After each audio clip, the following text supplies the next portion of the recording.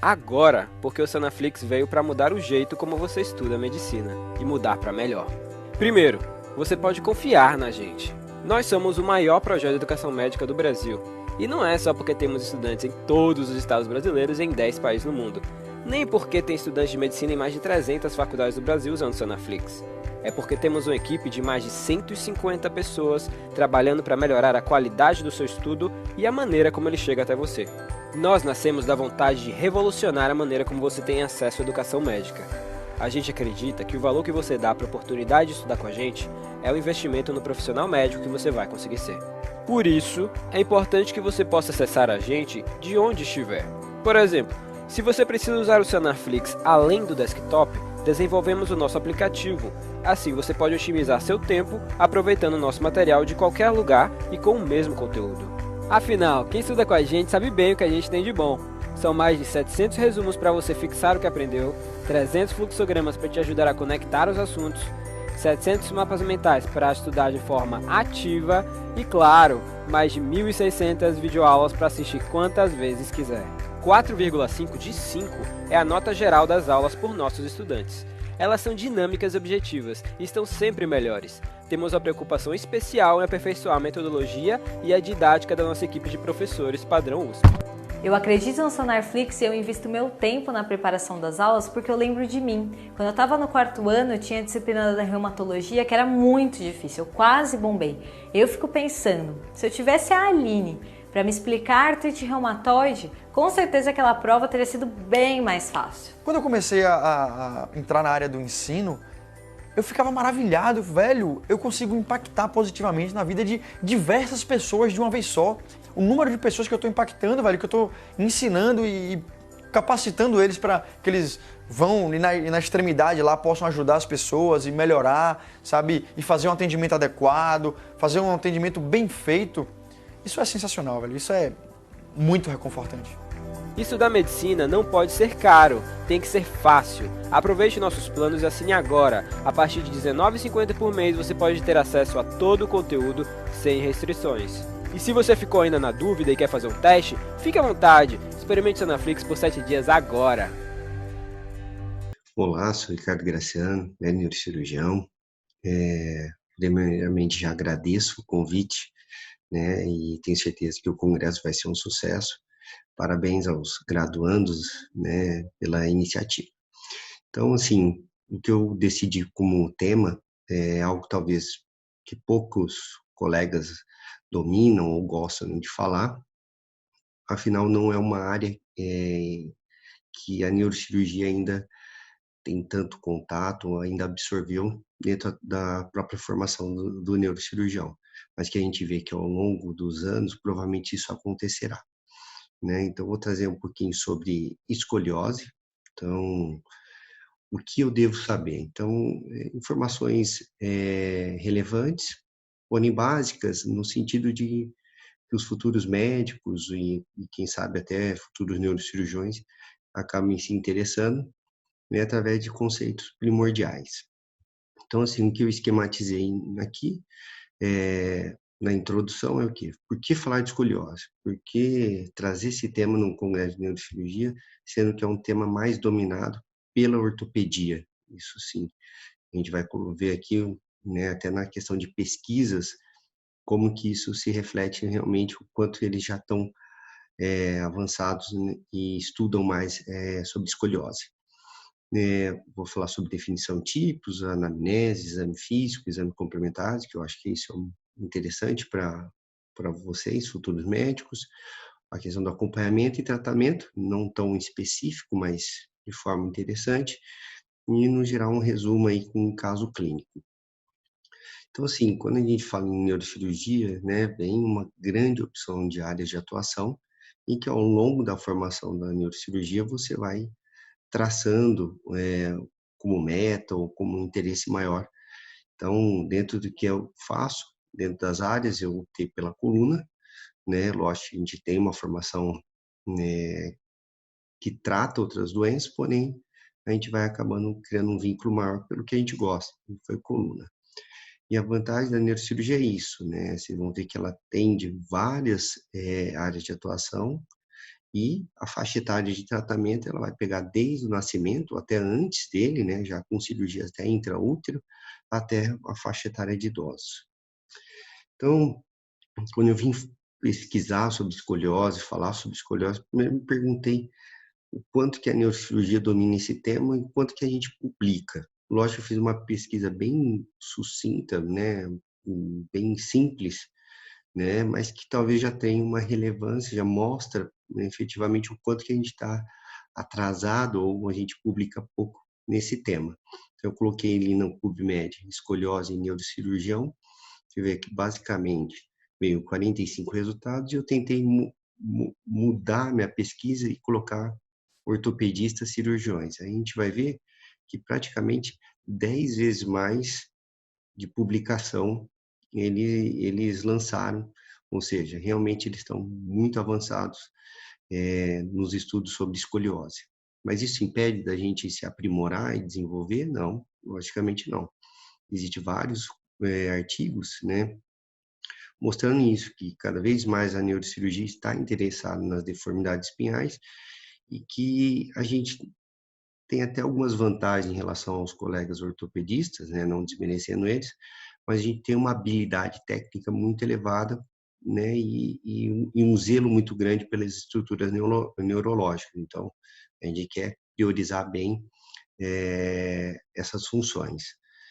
Além disso, aqui eu peguei um artigo relatando, né, a experiência de neurocirurgiões em escoliose.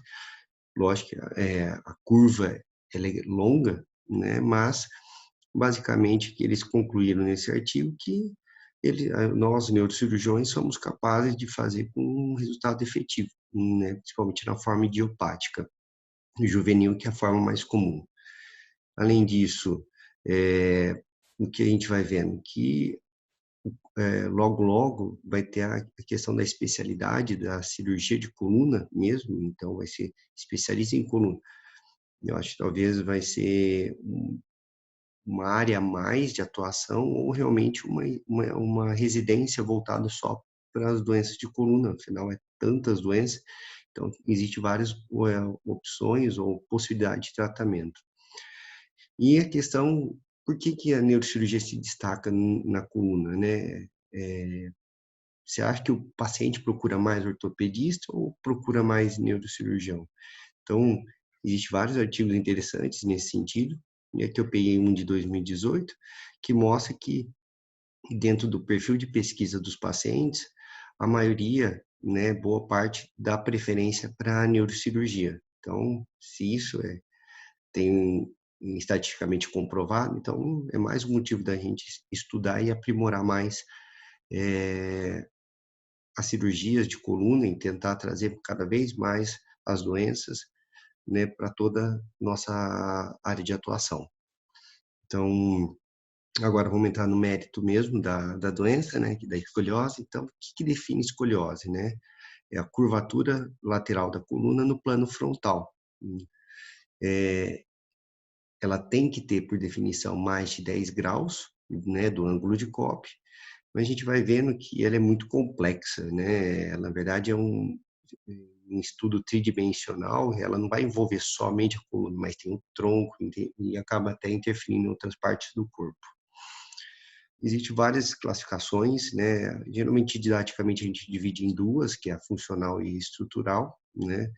A forma mais comum, logicamente, são as estruturadas ou estrutural, e que tem a representatividade da escoliose idiopática juvenil, principalmente a forma do adolescente. Mas, porém, a escoliose pode acontecer em todas as faixas etárias da população. Então, o que a gente avalia num caso, né?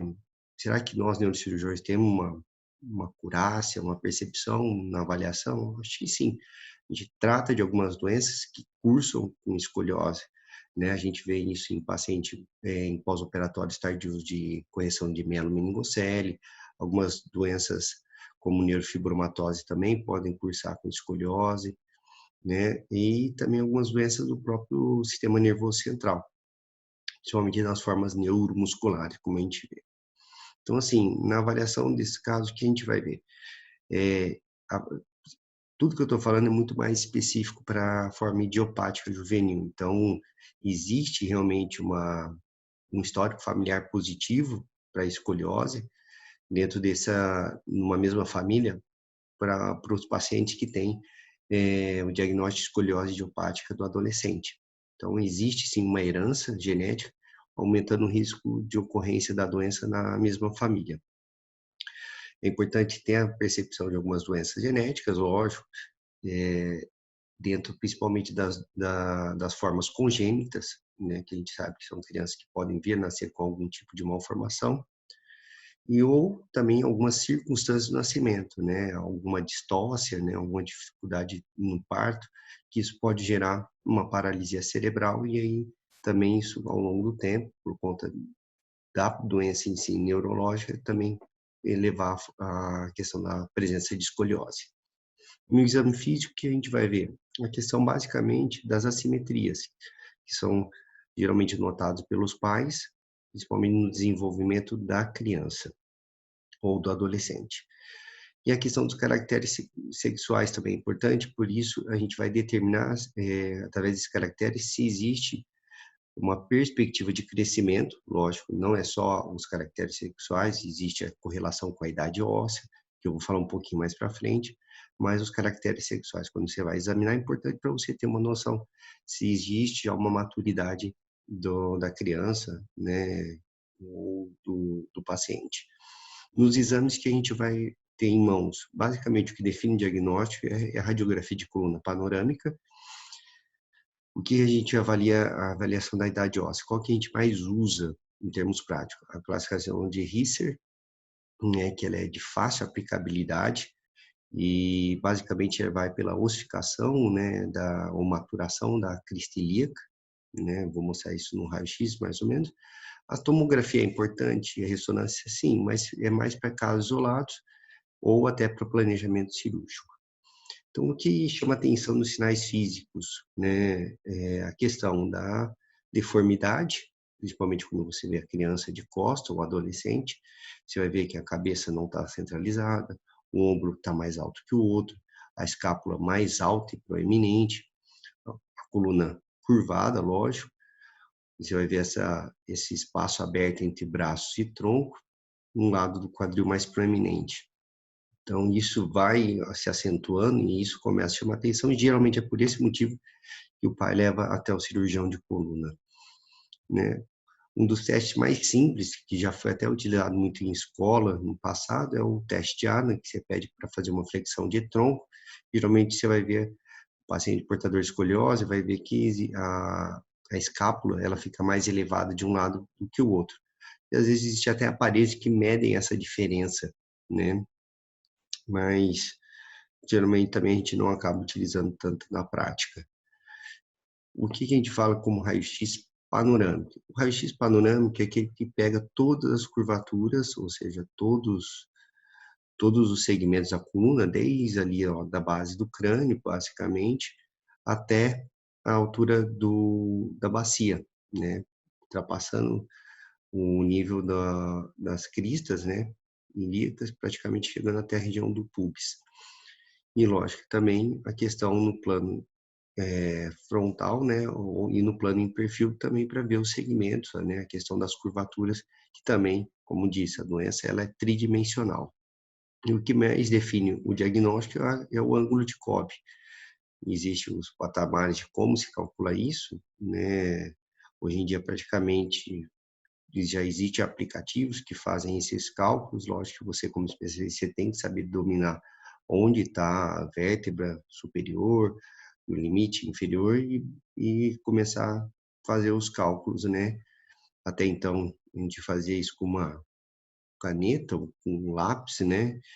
Existe uma régua, né? E isso, hoje em dia, já está praticamente substituído pela questão dos aplicativos aí, como o SCO-DAC, né? Que é escoliose diagnostic, tem o Sagittal Meter Pro, e o mais utilizado é o Surgimap, né? O Surgimap que ajuda muito tanto não só como no cálculo das curvaturas, mas também como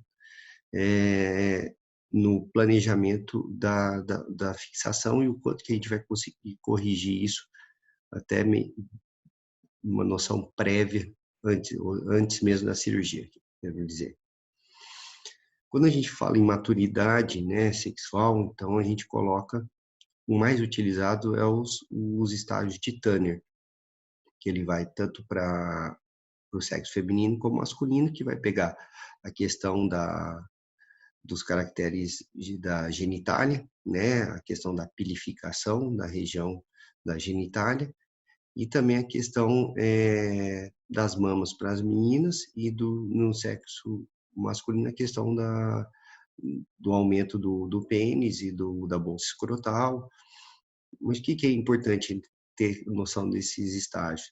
É que realmente isso nos auxilia no raciocínio se essa criança tem a maturidade suficiente ou ainda ela vai se desenvolver mais.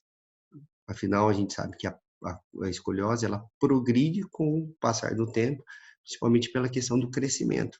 Então, se eu sei que uma criança não tem maturidade, eu sei que ela vai crescer mais. Então, potencialmente, essa curvatura da escoliose tende a piorar. Então, ele coloca ali os estágios, né, a diferença de homens e mulheres. Aqui o sinal de Risser, né, que é a ossificação na crista ilíaca, né, um Risser baixo, geralmente é um Risser que sugere uma não maturidade óssea, e logicamente o Risser 5 já tem toda a ossificação da crista, então eu sei que é um paciente que provavelmente não vai crescer. Ele tem uma aplicação boa, porque no próprio raio-x panorâmico você já inclui a crista, então já dá uma noção da maturidade. Porém, ele não é, como se diz, 100%. Existem outros exames ou outros sinais que podem ajudar no diagnóstico da maturidade óssea, com certeza. E a gente vê que quanto mais a gente correlaciona eles entre si, melhor se torna a avaliação da maturidade. Quando a gente fala na escoliose, por que a gente fica preocupado? A gente sabe que o estirão do crescimento geralmente ocorre ali por volta dos 12 anos, né? Tanto que você vê que, como você aqui, utilizando um gráfico de angulação da curvatura e o tempo da idade do paciente, você vê que lá, por volta dos 12, 13 anos, houve um grande aumento da curvatura. Então, você vê que ele tinha uma curvatura baixa, ó, de 24, até caiu um pouco, 11, teve o estirão, progrediu a ponto de precisar de uma cirurgia. Aqui existem outras classificações, né, que eles correlacionam, que nem eu falei previamente, a questão do Risser com a classificação de Sanders, que é basicamente da ossificação das epífises das falanges e do rádio, também ajuda a avaliar a maturidade óssea. Aqui mais um gráfico mostrando essa questão da maturidade óssea, né, quando vai perdendo a marca aqui da epífise, e geralmente sugere já o fechamento dessa epífise, que já sugere uma maturidade óssea.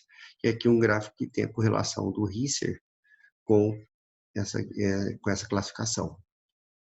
E também tem a questão da presença da cartilagem trirradiada, também é um preditivo de que o paciente ainda vai progredir mais, a sua escoliose vai progredir mais. Com relação ao acompanhamento desses pacientes, o que a gente faz? Então, não tem uma regra absoluta, mas cada caso é avaliado individualmente, que nem a gente falou, paciente com baixa maturidade óssea, é melhor a gente estar acompanhando com uma periodicidade, porque a gente sabe que vai progredir essa curva e ele vai, em algum momento, precisar de algum tipo de tratamento, seja um colete ou seja a própria cirurgia. Mas, em média, a gente condiciona 6 meses, é feito o acompanhamento, geralmente com um raio-x panorâmico. O que vai ser sempre avaliado e relevante, conforme falar, a idade óssea, a questão da menarca ou caracteres secundários, né, para avaliar a questão do potencial de crescimento do indivíduo, a preocupação com a fase do estirão, que é onde realmente a gente vê que a curva progride de uma forma muito rápida, Então, a gente tem que ter essa atenção. A questão do ângulo de cobre, lógico, ângulo de cobre maior que 40 graus já praticamente define não a cirurgia, porém, abre já uma possibilidade, sim, de tratamento cirúrgico, sim. E a questão do tipo de escoliose, né? A gente sabe que alguns tipos de escoliose, principalmente as torácicas, ou quando tem dupla curva, que a gente fala, geralmente a gente sabe que ela tem um potencial de aumentar, progredir maior. Então, o mais importante do acompanhamento é saber o momento de intervir e se está havendo a progressão da curva. O que a gente salienta, né? E que é um ponto de atenção nosso. Curvas com maior risco de progressão são as que aparecem antes da maturidade, logicamente. E que apenas as curvas maiores de 40 graus, né, de cobre, vão progredir independentemente da faixa etária. Ou seja, acima de 40, geralmente já soa um sinal, já abre um sinal de atenção, porque a gente sabe que esse paciente, em algum momento, pode precisar de uma cirurgia.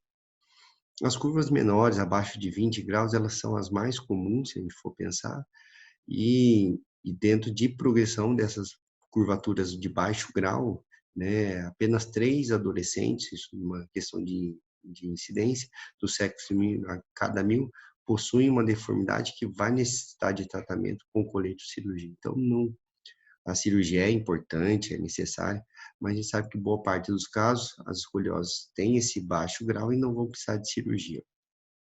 Além dos alertas, o que a gente tem como ficar atento? Meninos com curva de valor elevado, então a gente sabe que tem que ficar atento com esses pacientes. Curvas atípicas, né, de valor elevado, presença de manifestações sistêmicas associadas, que isso pode levar a um processo de miopatia, né, perda muscular. Então a gente sabe que a perda muscular propicia a progressão da curva, né, por uma fragilidade estrutural. Dor, sinais de comprometimento neurológico. A dor não é um sinal que chama atenção, apesar de você ver aquelas curvaturas, aquelas escoliose extremamente grandes, né, digamos assim, e aí o paciente não se queixa de nada. Não, a questão da rápida progressão, ou seja, curvas que estão progredindo rapidamente, então a gente tem que atuar de uma forma mais insistente, e a presença de lesões cutâneas, como a questão da neurofibromatose, também é um ponto de alerta, porque geralmente são curvaturas que vão progredir baseado na doença neurológica, né, como no caso, como eu falei, da neurofibromatose. O acompanhamento ainda fatores atrelados à progressão da doença, ou seja, meninas, como a prevalência é maior da escoliose idiopática da adolescente, na mulherada a gente sabe que as meninas sofrem mais com isso e geralmente a curvatura progride mais nas mulheres.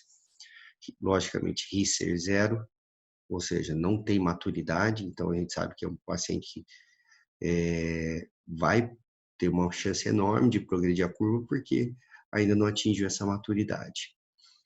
Curvas duplas, né, geralmente, ou seja, também sugerem progressão, maior chance de progressão da doença.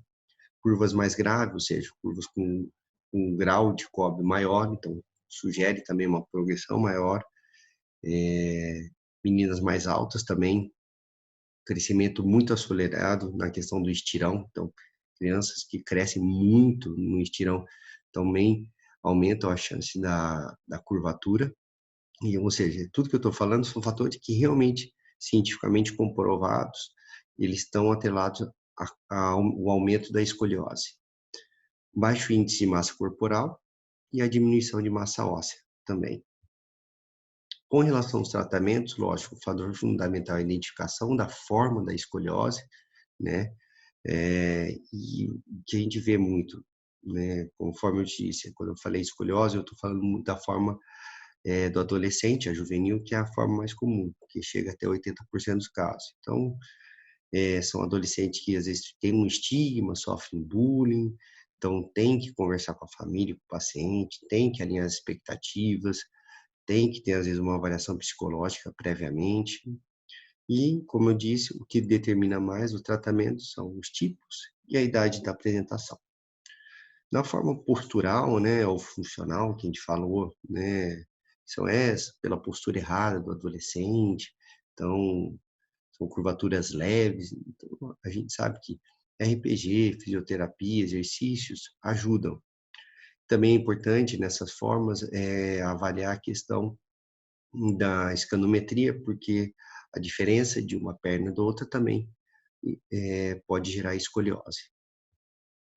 Com relação aos tratamentos, a gente define realmente a faixa etária um ponto crucial, né? A gente sabe que crianças, principalmente nas formas congênitas, a gente tem que adiar ao máximo a questão de uma fusão, porque a gente sabe que essa criança vai crescer. Só que também tem o medo do crescimento, piorar a curvatura, e geralmente, quando ocorre nessa forma mais precoce, geralmente atrapalha o desenvolvimento da caixa torácica, essas crianças podem ter problemas respiratórios e até cardiovasculares. Então, a gente tenta adiar ao máximo, aliás, uma cirurgia definitiva, porque a gente sabe que essa criança vai crescer e a gente vai jogando o mais para frente possível para a cirurgia definitiva. Então, mas o que a gente tem de antemão para poder ajudar essas crianças? Geralmente são a questão das moldagens, os coletes de gesso, tem os coletes hoje em dia cada vez mais modernos, 3D, que fazem sob medida, digamos assim, e as cirurgias com hastes, né? São as cirurgias que você consegue ir soltando, digamos assim, esses sistemas, permitindo que com o crescimento não atrapalhe o crescimento da criança, né? Você vai soltando, você faz monitoramento desse paciente, e aí, de tempos em tempos você vai lá e solta um pouco esse sistema, de forma que mantenha, digamos assim, o eixo e a criança continua crescendo. Com relação à escoliose idiopática, então, agora eu vou falar das formas convencionais de cirurgia, então aquela forma mais do adolescente, que é essa que chega mais no nosso consultório. Então, na idiopática, o que a gente sabe? Que curvas menores de 25 graus praticamente não requerem tratamento. Então, somente o aspecto observacional é o mais importante, e geralmente são curvas que não vão progredir. O que a gente tem em forma de tratamento? O colete, que sempre é um tema bem abordado nos congressos, e, por último, a cirurgia, que essa também avançou ao longo dos anos, tanto pelas técnicas, como também pelo material cirúrgico.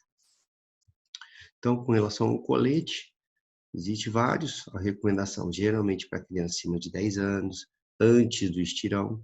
Olha lá, que nem a gente falou das curvaturas entre 25 e 40, abaixo disso praticamente é só observar a criança.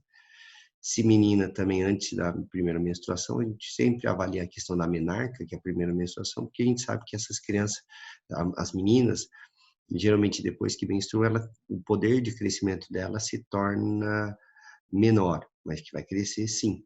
E geralmente você faz isso porque você corrige bem antes dela menstruar. Assim que ela menstrua, a gente sabe que ela vai crescer menos, pode ser que não vai precisar de uma cirurgia. E a questão, lógico, quando você coloca colete, quando existe uma curva sabidamente em progressão.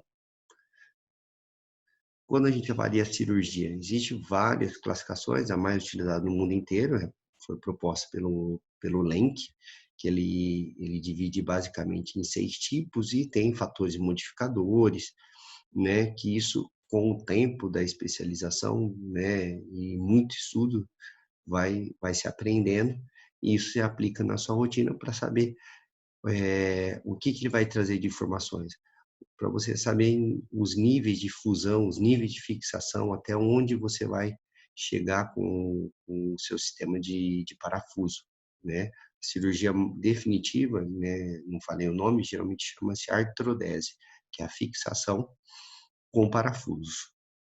E vou mostrar aqui nos últimos slides, um resumo aí do que a gente tem da escoliose. Então, você vê uma menina, né, aqui há 14 anos, você vê dentro dos sinais físicos que chamam a atenção, né, Você vê que tem uma diferença da altura da bacia, né? Tem uma diferença no espaçamento do braço junto ao tronco, tem a questão de uma prega também, que a gente vê isso nos portadores de escoliose, e às vezes o aumento da escápula, né? Aqui um teste de Adams positivo, né? Olha, bem evidente aqui, né? A presença. E aqui o raio-x panorâmico dela. Aqui, no caso, não tem só o perfil e o frente, né? A gente fala,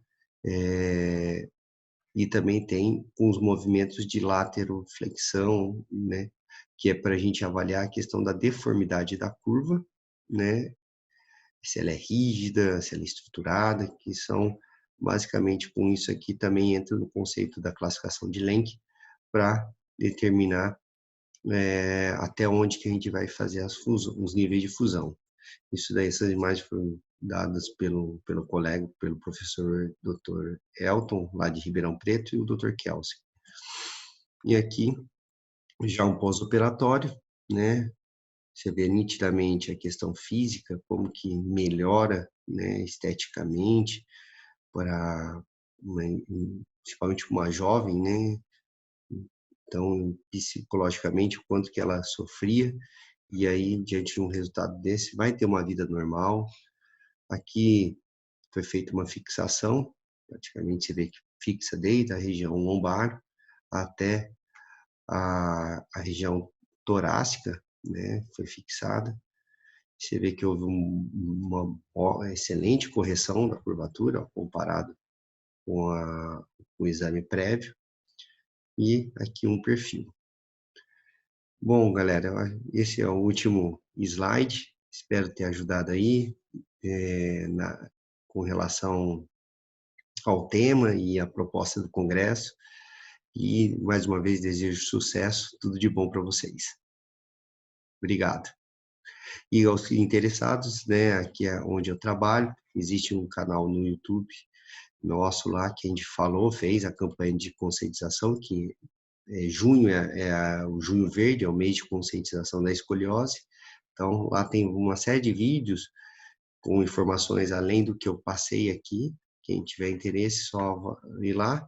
E geralmente é um grupo formado por neurocirurgiões e cirurgiões ortopédicos de coluna também, tá bom? Fico à disposição para o contato e muito sucesso a todos. Obrigado.